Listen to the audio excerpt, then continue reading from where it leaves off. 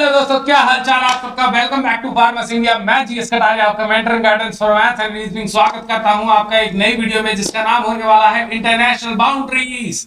तो चलिए वीडियो को बिना देरी के शुरू करते हैं और इन सीरीज को हम शॉर्ट एंड क्रिस्प रखेंगे ताकि हमारी जल्दी से जल्दी रिवीजन हो जाए। तो इंटरनेशनल बाउंड्रीज में हमें सबसे पहले कौन सी बाउंड्रीज आती है सर? रेड क्लिफ बाउंड्री आती है, रेड क्लिफ लाइन आती है। ये रेड क्लिफ लाइन 1947 में बनी थी इंडियन पाकिस्तान के साथ। मेरी कोशिश ये रहेगी कि बिना निमोनिक के आपको याद करवा दूं और देखते हैं कैसे याद करवाता हूं। ये इसकी शक्ल देखो भाई साहब। सबसे पहले ये जो भाई साहब नमूना है ना, इस बंदे की वजह से हिंदुस्तान और पाकिस्तान अलग अलग हुए थे। हिंदुस्तान पाकिस्तान इसकी वजह से अलग हुए थे। अरे हाँ भाई, हमारे हाथ में आजादी आ गई थी, आजादी हमारे हाथ में थी, मिल गई आजादी। उसके बाद भाई साहब इनकी एंट्री होती है, इसकी चश्मुद्दीन की। इस चश्मुद्दीन की एंट्री होती है और ये कहता कि नहीं, एक काम करो, वो मुसलमानों के लिए पाकिस्तान रखो और हिंदुओं के लिए हिंदुस्तान रखो। हमने कहा ऐसे कैसे भाई, अब तक तो साथ रहते आए हैं। नहीं, इसकी वजह से, सिर्फ इसकी वजह से कहते दो प्रधानमंत्री बनेंगे, जिन्ना और जवाहरलाल नेहरू। ठीक है, इसकी वजह से ही वेस्ट पाकिस्तान का निर्माण हुआ और इसी की वजह से ईस्ट पाकिस्तान का निर्माण हुआ। अच्छा, रेड क्लिफ लाइन कहां खींची गई थी? यहां खींची थी भाई साहब इसने। ठीक है जी, कह रहे पाकिस्तान है, मुस्लिम के लिए ये रहेगा और हिंदुस्तान इंडिया के लिए रहेगा। वो तो हमारा शुक्र मानो सरदार वल्लभ भाई पटेल का कि इन्होंने इसके भी टुकड़े कर दिए थे, इसमें भी बहुत टुकड़े कर दिए थे, इस हिंदुस्तान के भी बहुत सारे टुकड़े कर दिए थे। वो टुकड़े किए क्यों थे? इस बंदे ने ये टुकड़े क्यों किए क्यों है, ये बात समझ लो। अगर किसी भी राष्ट्र को ऐसा ही छोड़ के चले जाओगे तो वो डेवलप होगा, अपनी गलतियों से सीखेगा, डेवलप होगा और हमें क्रॉस ना कर दे, हमारे लिए मुसीबत का खतरा ना बन जाए। इसने सोचा कि इनको बांट के चल देता हूं और क्या आपस में उलझे रहेंगे और उलझे रहेंगे तो क्या होगा कि ये कभी इवॉल्व ही नहीं कर पाएंगे। साउथ अफ्रीका की अफ्रीका का कॉन्टिनेंट देखो तो आप देखो पाओगे बिल्कुल स्ट्रेट लाइन के हिसाब से काटा हुआ है उसको, जैसे प्लॉटिंग नहीं कटती, पूरा देश काटा हुआ है ऐसे। अब क्या ऐसा हुआ पिछले दशकों में? हाँ, पिछले दशकों में, पिछली शताब्दी में हुआ ऐसा कि पाकिस्तान और हिंदुस्तान आपस में उलझे रहे, बार बार युद्ध पे ये लगे रहे। सोचो, मैं एक छोटे से एग्जांपल की बात बता रहा हूं कि अगर पाकिस्तान और हिंदुस्तान कुछ अलग ना होते तो हिंदुस्तान हमेशा वर्ल्ड चैंपियन बनता। किसी भी स्पोर्ट्स को लेके देख लो, टेक्नोलॉजी और बाकी तो बात छोड़ ही दो, बाकी अगर हिंदुस्तान एक ही होता तो वर्ल्ड चैंपियन ही बनता, आए ना। तो इस बंदे की वजह से भारत के दो टुकड़े हुए। ठीक है, ये रेड क्लिफ लाइन थी जो पार्टीशन को कह गई थी और पार्टीशन यहां पर हुआ था, पाकिस्तान और वेस्ट पाकिस्तान और ईस्ट पाकिस्तान और ये इंडिया। ठीक है, तो रेड क्लिफ लाइन तो मेरे हिसाब से कभी भूलोगे नहीं। अच्छा, मैकमोहन लाइन भी कभी नहीं भूलोगे। देखो, मैकमोहन लाइन ऊपर था पहले तिब्बत और उसके बाद चाइना। ठीक है, तिब्बत यहाँ पर बुद्धिस्ट लोग रहते थे कि हम तो बहुत शांतिप्रिय लोग हैं, हमारा किसी से झगड़ा ही नहीं है, तो हमारे पे कोई आक्रमण ही नहीं करेगा। चाइना कहता अच्छा बेटे, तुम शांतिप्रिय हो तो किसी के अंडर रहो ना। इन्होंने कब्जा कर लिया, मिलिट्री भेजी और पूरे तिब्बत पे राज कर लिया। छुट्टी, ऐसी देशी में जाओ, तुम्हारी सरकार प्रकार खत्म। अब वो जब उनका दलाई लामा था, जो पुराने दलाई लामा थे, वो भक्के नेपाल आ गए। ठीक, और तिब्बत पे चाइना ने राज कर लिया। तो मतलब ये भी एरिया जो ऊपर का है चाइना का नहीं, पहली बात। अब चाइना क्या क्लेम करता है, बार बार आता है और कहता है कि ये जो अरुणाचल प्रदेश है ये भी मेरा। अरे भाई, तेरा पूरा तिब्बत ही नहीं है तो अरुणाचल प्रदेश कहां से आया? सुनो, अब यहाँ पर ये जो पहाड़ है ना, पहाड़ी इलाका है, बहुत ज्यादा पहाड़ी इलाका है, तो यहाँ पर है ना हमेशा ना दंगे फसाद चलते रहते हैं।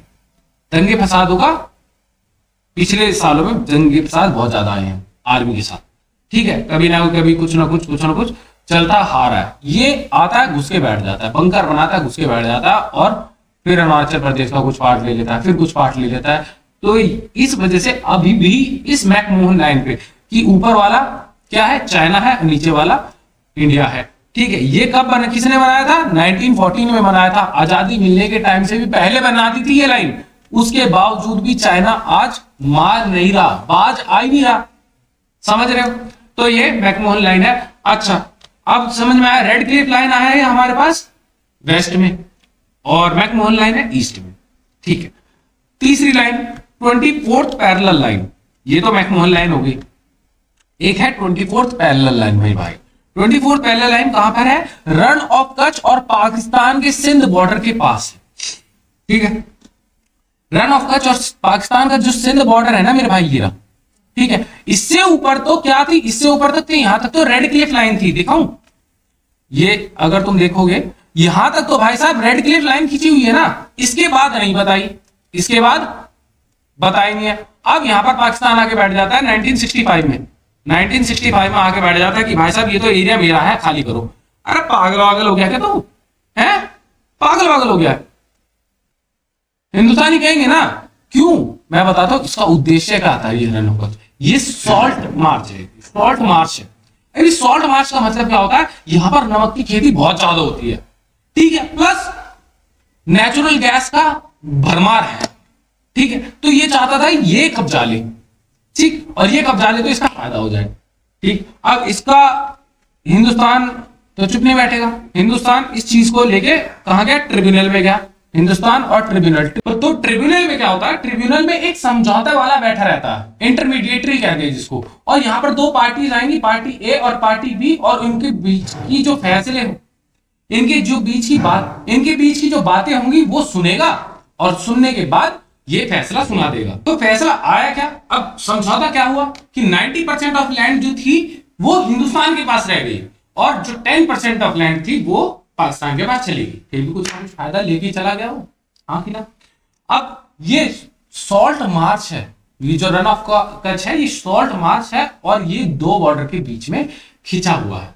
डिस्प्यूट क्या था कि 20th मतलब 1965 में, 20th सेंचुरी में डिस्प्यूट था। 1965 में पाकिस्तान ने क्लेम करा the area of run of Kutch और भेज दिया अपने सैनिक कि भाई साहब जाओ और अपना जाके बॉर्डर के पास बैठ जाओ। ठीक है, 1967 में इंडो पाकिस्तान जो वेस्टर्न बाउंड्री केस था ट्रिब्यूनल में गया था और डिलिमिटर करी थी बाउंड्रीज, और ये डिलिमिटर बाउंड्री करने के बाद सर क्रीक लाइन खींच दी गई थी। सर क्रीक लाइन को ही 7th पैरेलल बाउंड्री कहते हैं मेरे भाई, 17th पैरेलल बाउंड्री कहते हैं। आज की डेट में कि भाई साहब क्या चल रहा है डिस्प्यूट, मैं बताता हूं कि आज भी इंडिया और पाकिस्तान के बीच में सर क्रीक लाइन का डिस्प्यूट चल रहा है, मतभेद चल रहा है अब, और ये 100 किलोमीटर तक खींचा हुआ है। तुम्हें छोटी सी लाइन लग रही होगी, पर ये जो लाइन है ना, ये भाई मेरे 100 किलोमीटर तक लंबी खींची हुई है। ठीक है, और इसी लाइन को 17th पैरेलल लाइन कहते हैं, और इसी लाइन को सर क्रीक लाइन कहते हैं। सर 17th पैरेलल लाइन क्यों कहते हैं? 17 लाइन है? नहीं भाई, 17th डिग्री पे है, 17th डिग्री पे है, इसीलिए 17th पैरेलल लाइन कहते हैं। एग्जांपल के तौर पर अब देख लेते हैं। अभी क्या है यहाँ पर भाई साहब, हमारा ये इक्वेटर है। इक्वेटर का मतलब होता है 0 डिग्री। अब 0 डिग्री जैसे जैसे जैसे जैसे जैसे जैसे ये इक्वेटर ऊपर की तरफ जाता रहेगा, ये जो लाइंस ऊपर तक जाती रहेंगी, ये डिग्री पे नापते रहेंगे। अब डिग्री पे नापते रहेंगे तो हमारे पास ये डिग्री कितनी आई? यहां से ये तो 0 डिग्री है, और ये यहां पर ये 17th डिग्री है, इसीलिए 17th पैरेलल लाइन कहते हैं इसको। 17th पैरेलल लाइन का नाम क्या है? सर क्रीक लाइन भी है मेरे भाई। अब ये बाउंड्री अगर आप देख पाओगे अपनी स्क्रीन पर, तो बाउंड्री भाई साहब यहां पर है कहीं। ठीक है, जो ऊपर से लेके नीचे तक आ रही है वो लाइन है रेड क्लिफ लाइन। ठीक है, और ये जो लास्ट में जो बाउंड्री खींची है, ये जो यहां पर डिस्प्यूट एरिया चल रहा है 17 डिग्री पर, इसको सर क्रीक लाइन कहते हैं, जो कि डिस्प्यूट रिजोल्यूशन प्रोसेस में गई थी 1965 में। आपको साल भी आ सकता है, कहां एरिया है कब भी आ सकता है, कब समझौता हुआ 1967 में हुआ। अब मुझे सब कुछ याद करवाने की बात है क्या? अगर आप इंडियंस हो तो आपके दिल में बैठ जाएगी बात कि भाई साहब पाकिस्तान ने कब कब एसपीसी करी है। ठीक है, अब जो चौथी लाइन आ जाती है वो कौन सी लाइन है? वो है डुरांड लाइन 1906 में बनी थी। इस लाइन के पीछे बनने का मतलब क्या था? जो ब्रिटिश इंडिया कंपनी थी ना, उसने जो अफगानिस्तान का खलीफा था उससे समझौता कर दिया, और क्या कर दिया? पश्तून जो समाज होता है उसको अफगानिस्तान में रख दिया, और जो बलूचिस्तान था इसको पाकिस्तान में रख दिया। ठीक है, मतलब हिंदुस्तान में रखा, ये यहां से ये रेखा खींच दी गई। अब ये रेखा खींची क्यों? देखो इंडिया के जो नॉर्दर्न एरिया में ये तो हिमालय है, यहां से तो कोई आ ही नहीं सकता, यहां से तो चप्पे चप्पे में हम बैठे हुए हैं, यहां से तो इधर से तो कोई आ ही नहीं सकता, आएगा ही इनडायरेक्ट रूट से घूम के ही। ठीक है, अब भाई साहब अगर आक्रमणकारी यहां से घूम के आएगा तो यहां ही फौज खड़ी करनी है ना हमें। तो हमने किससे, इसके खलीफा से बात कर ली, भाई अफगानिस्तान तू संभाल ले, जो बंजर बंजर इलाका सारा तू देख ले, हमने एक बार, हमने हमारे पास तो ये बाउंड्री हमें दे दे। इनने कहा ओके, क्या कहा? ओके। अब ये जो लाइन खींची गई थी ये डुरांड लाइन थी, आ गया ना, इतनी बात समझ में आ गई। और ये 1896 में खींची गई थी, 1900 से 4 साल पहले, 1900 से 4 साल पहले ये लाइन खींची गई थी। सर डुरांड लाइन याद कैसे रखी जाए? अरे दरिंदे हैं, हाँ। आज की डेट में तो दरिंदे ही बैठे हैं वहां पर, किसका? तालिबान का राज है ना, तो वहां पर दरिंदे ही समझ लो ना कि दरिंदे बैठे हैं सिर्फ। ठीक है, लड़कियां ये नहीं कर सकती, वो नहीं कर सकती, इनको ये फ्रीडम नहीं, उनको वो फ्रीडम, अत्याचार ही हो रही है, तो दरिंदे ही हैं। तो दरिंदे से डुरांड लाइन नाम याद जाना चाहिए। फिर हिंडनबर्ग लाइन, एक हिंडनबर्ग लाइन है, और ये पोलैंड नहीं है, ये भाई मेरे भाई यहाँ पर फ्रांस लिखा है। ठीक है, हिंडनबर्ग लाइन, हिंडनबर्ग लाइन कहां पर थी? ये जर्मनी ने खींची थी। जर्मनी ने फर्स्ट वर्ल्ड वॉर में, जब फर्स्ट वर्ल्ड वॉर हुई थी तो क्या करा था, जर्मनी ने लैफ्रैक्स तक ये लाइन खींची थी, यहां पर अपने सैनिक तैनात कर दिए थे। किसमें? वर्ल्ड वॉर 1 में। किससे युद्ध चल रहा था? जब फ्रांस से युद्ध चल रहा था, फ्रांस और 3-4 देश और थे जब वर्ल्ड वॉर 1 में, तब जर्मनी ने यहां पर ये अपने सैनिक बिठा दिए थे। अब सैनिक बिठा दिए तो ऐसे तो नहीं भाई खाली मैदान में ऐसे बैठे रहेंगे, नहीं, उन्होंने पूरी टनल वनल बनाई, वो पूरा होता है ना नीचे सुरंग सी रहती है, ठीक है, और नीचे हाथ मतलब काट देते हैं और नीचे सैनिक घूमते रहते हैं और फायर करते रहते हैं छुप के। तो वो ये इतनी लंबी, तुम्हें दिख रही होगी मैप पे कि है छोटी सी है, कोई बात नहीं। अरे भाई साहब 100 किलोमीटर है, 100 किलोमीटर तक अपने सैनिक तैयार कर देते उसने, इतनी समझ रहे हो। तो कहा, अब याद रहेगी, जर्मनी ने कौन सी लाइन खींची थी? हिंडनबर्ग लाइन, हिंडनबर्ग लाइन, हाँ यार इतनी बात समझ। इसके बाद एक ऑर्डरनेसी लाइन, इसका भी सिग्निफिकेंस बताता हूं। अगर तुम्हें याद हो ना हो क्लास 9th का, तो मैं तुम्हें ये बता दूं कि क्लास 9th में हमें ये पढ़ा था कि पोलैंड का ही रहने वाला था, जो मूल निवासी था ना हिटलर, वो पोलैंड का था, पर लीडर किसका था? जर्मनी का। तो ये जो, अब एक बात बताओ, अपने घर पे कोई आक्रमण करता है क्या? नहीं। तो एक तरीके से ऑर्डरनेसी लाइन, ऑर्टेसी लाइन भी, ऑस्टी जो भी लाइन है, ये भी कहा जाता है। और ये भाई साहब ये पोलैंड है और ये जर्मनी है। ठीक है, तो इन दोनों के बीच में ये लाइन थी। अब ये बताओ, ये जो लाइन खींची है ऑर्डर लाइन, इसको ऑर्डर लाइन भी कहा जाता है। ठीक है, अब ये यहां पर भाई साहब ये जर्मनी है। ठीक है, आई थिंक, ठीक है, ये फ्रांस है इसके आगे मेरे हिसाब से। चलो ये जर्मनी मान के चलो। अब इसने क्या कहा, इस पोलैंड के ऊपर हमला नहीं करेंगे भाई साहब, मेरा घर है, अपना ये ऑर्डर बना के, मेमोरी टेक्निक बता रहा हूं, ऐसा कुछ नहीं। इसकी हिस्ट्री में जाओगे तो बहुत चीज मिलेगी। पर किसने दिया ऑर्डर? ऑर्डर इसी लाइन में किसने दिया? हिटलर ने दिया ऑर्डर कि भाई साहब मेरे घर पे कोई आक्रमण नहीं करेगा। साफ सीधी बात है। ये पोलैंड अलग है, पोलैंड ने तो वैसे भी इसकी शरणागत स्वीकार कर ली थी। ठीक है, ऑर्डर इसी लाइन हिंडनबर्ग लाइन होगी, हिंडनबर्ग लाइन EFGH है ना, जर्मनी ने हिंडनबर्ग लाइन खींची थी। ठीक है, जर्मनी और पोलैंड के बीच में क्या फैसला होता है? ये फ्रांस लिखा है मेरे भाई यहाँ पर। ठीक है, जर्मनी और पोलैंड के बीच में क्या फैसला हुआ था कि ऑर्डर आया तो ऑर्डर ऐसी लाइन। ठीक है, अब मैग्नियोट लाइन देख लेते हैं। मैग्नियोट लाइन अब एक बात बताओ, ये मैग्नियोट लाइन है, इसके अंदर है ना एक छोटी सी 7-8-10 फीट की सुरंग है और पूरे देश में खींच दी। कहां? बाउंड्री पर। और यहां पर जैसे तोप के गोले हैं, ये देखो यहां पर तोप के गोले दिख रहे हैं। ठीक है, अब ये पूरी लाइन रेखा खींच दी गई है और यहां पर मशीन गन लगी हुई है। नीचे से लोग बाग आ सकते हैं, जा सकते हैं, और ऊपर से अपना बमबारी कर रहे हैं। अब बताओ किसी की मजाल है कि इसके आगे खड़े होने की? नहीं ना। ये किसने खींची थी? ये फ्रांस ने खींची थी भाई। किसके विरुद्ध? जर्मनी के विरुद्ध। कब? वर्ल्ड वॉर 2 में। वर्ल्ड वॉर 1 के बाद जब वो कह देना भाई साहब ये ना माने, इसका काम करना ही पड़ेगा, तो हाईली कंक्रीट से भाई खोद दी पूरी जमीन और बहुत लंबी, ऐसे ही लगेगा तुम्हें। पर पता है यहां से लेके पूरी जर्मनी के बॉर्डर पर कि भाई जर्मनी से बचना है हमें, तो ये कौन सी मैग्नॉट लाइन खींचती। मैग्नॉट कहां से नाम पड़ा था उसका, जो सेनापति था, जो सेना का जो सेनापति था उसका नाम था मैग्नॉट। तो मैग्नॉट लाइन खींच दी, उससे किससे सुरक्षा करने के लिए। अब ये लाइन जानी पूरे फ्रांस में थी, पर बेल्जियम था ना, जर्मनी के उधर है बर्लिन और जर्मनी के इधर है बेल्जियम, ठीक है। तो ये जो बेल्जियम कह रहा भाई साहब तुम मुझे बलि का बकरा बनाओगे, तुम यहां से तो किसी को आने नहीं दोगे और जर्मनी मेरे पे हमला कर देगा, मेरे को कब्जा कर लेगा। तो इसकी जो बातचीत हुई थी तो ये लाइन रुक गई थी और इसके बाद इनके जो सेनापति थे इन्होंने कहा था कि हम यहाँ पर आगे स्टांस ले लेंगे जर्मनी के खिलाफ।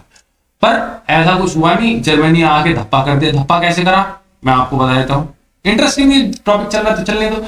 जर्मनी ने छोटे छोटे देशों के खिलाफ, छोटे छोटे देश के खिलाफ आ गया, जैसे ये था और इसके मतलब आसपास से आके इन्हें हमला कर दिया। दूसरी चीज जंगलों से भेज दिए जो और जहां इसके वीक पॉइंट थे ना, इस लाइन के जो वीक पॉइंट थे, उस लाइन के वीक पॉइंट को देखा, एनालाइज किया और वहां पर अपने सैनिक तैयार कर दिया और कह रहे फोड़ो।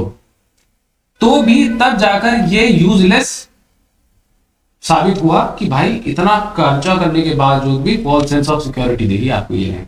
पर ये लाइन भाई साहब थी तगड़ी। अगर तुम इसको वीडियो में देखोगे ना और इसकी इमेजेस चेक करना, तो भाई साहब कहीं एक्सकलेटर है, कहीं टेलीफोन है और भाई साहब हॉस्पिटल भी है, वाटर टैंक भी है, मतलब एक अंदर सिटी ही बना रखी है किसकी, सोल्जर्स के लिए।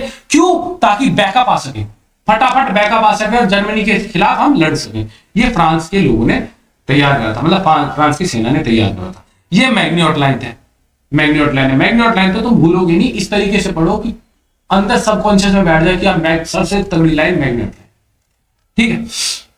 एक है, अब आती है 49th पैरेलल लाइन। ये यूएसए कनाडा का बंटवारा करती है, पता है कैसे?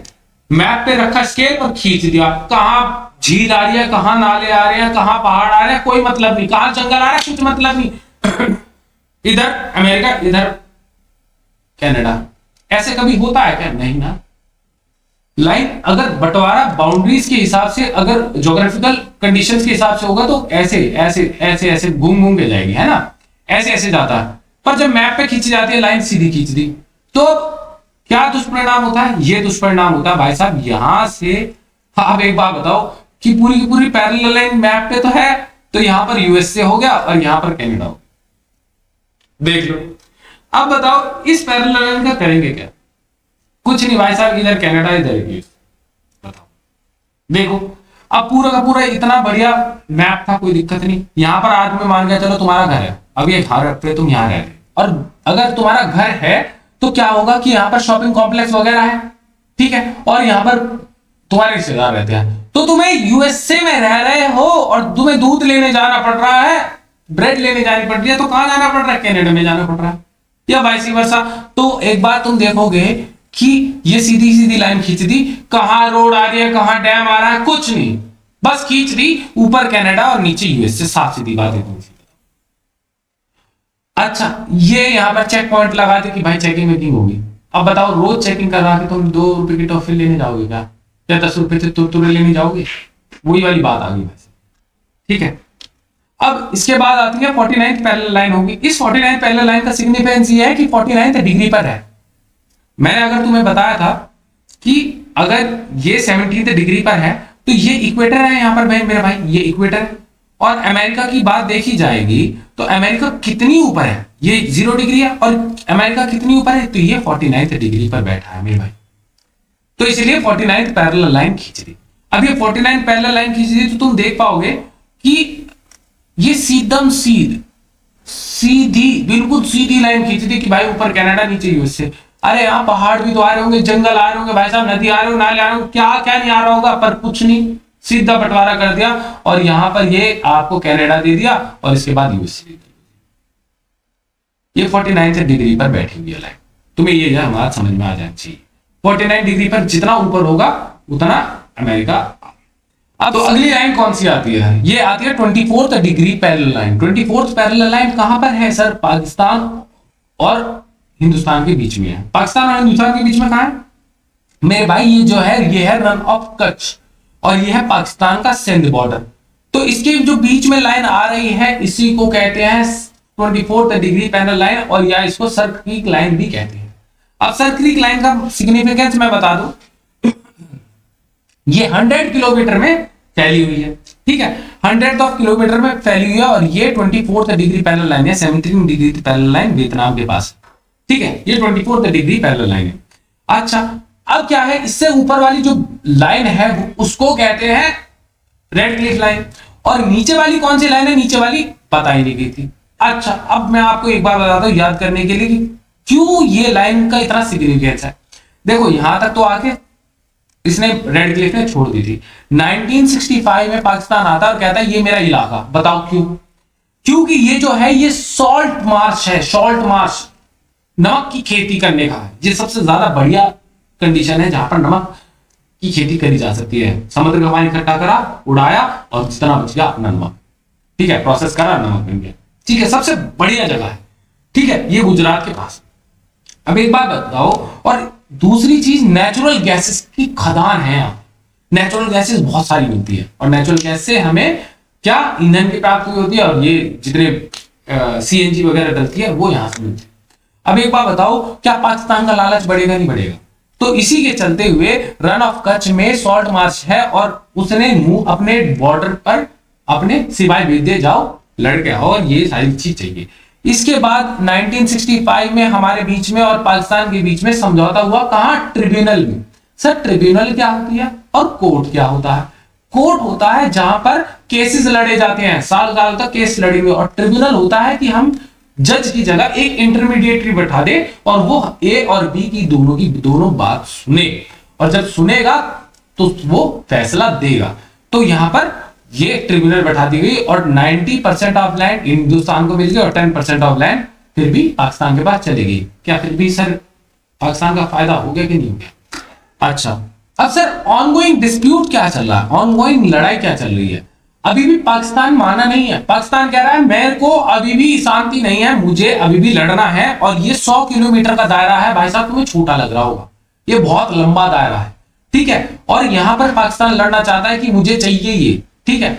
पाकिस्तान क्या जाना चाहता है? पाकिस्तान कहता है कि इंटरनेशनल ट्रिब्यूनल में आप चलो, और हिंदुस्तान कहता है कि भाई साहब तू बायलैटरल एग्रीमेंट कर ले, तू बाहर जाएगा, इससे बढ़िया तुम अपने समझौता कर लो। पर देखा ना तुम्हें छोटा वो भाई अगर गलत होता है तो नहीं नहीं नहीं नहीं नहीं, मम्मी पापा पापा, और बड़ा भाई कहता है अरे तू जना मेरे से बात कर ले, क्या बात है, जो बात है हम आपस में सुलझा लेंगे ना। पाकिस्तान नहीं मान रहा, पाकिस्तान नहीं मान रहा। तो ये आज की डेट में चल रहा है, सर क्रीक लाइन भी कहते हैं, ठीक। अब लास्ट आ जाती है जो लाइन है वो 17th पैरेलल लाइन है, और नॉर्थ वियतनाम और साउथ वियतनाम को अलग अलग करती है। अब अगर नॉर्थ वियतनाम और साउथ वियतनाम देखो कि ये नॉर्थ वियतनाम हो गया और ये साउथ वियतनाम हो गया, इसके बीच साथ थाईलैंड, उसके साथ बर्मा, म्यांमार आ गया। और बर्मा तो सर पहले हिंदुस्तान का पार्ट था नहीं था, अखंड भारत हमने देखा हुआ है ना कि हाँ सर अफगानिस्तान से बर्मा तक जा रहा था, तो ये एक तरीके से पहले हिंदुस्तान में के पास ही आता था ये चीज। अच्छा एक चीज और तुम्हें बताऊं कि ठीक है, कंबोडिया, जो कंबोडिया है ना, कंबोडिया में हिंदू का सबसे बड़ा टेंपल है। अगर तुम देखोगे ऊपर से तो मैग्नेट चिप की तरह दिखता है कंबोडिया का टेंपल, और भाई बहुत बढ़िया, बहुत बढ़िया। और तुम्हें अचंभे की बात यह कि 100 किलोमीटर के रेडियस में, 100 किलोमीटर के रेडियस में ऐसे पत्थर होते ही नहीं है जिससे वो बना है, ठीक। और इतना बड़ा टेंपल पूरे वर्ल्ड में सबसे बड़ा हिंदू का टेंपल, तुम देख रहे हो उसको, ठीक। पर ये अभी बात क्या चल रही है, 17 डिग्री पर जो लाइन है वो नॉर्थ वियतनाम और साउथ वियतनाम को अलग अलग करती है, ठीक है। सर ये याद कैसे करेंगे, एक बात देखो, देखो भाई मेरे, ये इक्वेटर है, हाँ है ना, ये 0 डिग्री पे है। अब इससे थोड़ा सा ऊपर उठेंगे तो यहां पर क्या आया, ये 24 डिग्री आया, ठीक है। ये 17 डिग्री आ गया, कहां, नॉर्थ वियतनाम और साउथ वियतनाम 17 डिग्री आ गया, हाँ है ना, ठीक।